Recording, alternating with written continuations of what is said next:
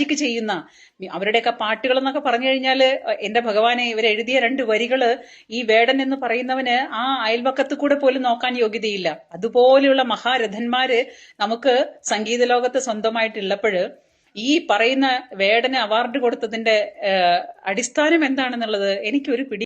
തലയില് ചാണകം കേറി ഒഴുകിക്കൊണ്ടിരിക്കുന്ന ആളുകൾക്ക് പിടികിട്ടത്തില്ല. വേടൻ ഇവരുടെ ഒന്നും അടുത്തെത്താൻ ഒരു യോഗ്യതയും ഇല്ല എന്നാണ് ഈ സ്ത്രീ പറയുന്നത്. സ്ത്രീ എന്ന് പോലും വിളിക്കാൻ എനിക്ക് അത്രയ്ക്ക് അറപ്പും വെറുപ്പുണ്ട് ഇവരെ കാണുമ്പോൾ. അപ്പോൾ ഇവർ പറയുന്നത് വേടന് യോഗ്യതയില്ലെന്നാണ്. എന്താണ് അമ്മച്ചി നിങ്ങൾ ഈ പറയുന്ന യോഗ്യത? ജാതിയാണോ യോഗ്യത? മതമാണോ യോഗ്യത? നിറമാണോ യോഗ്യത?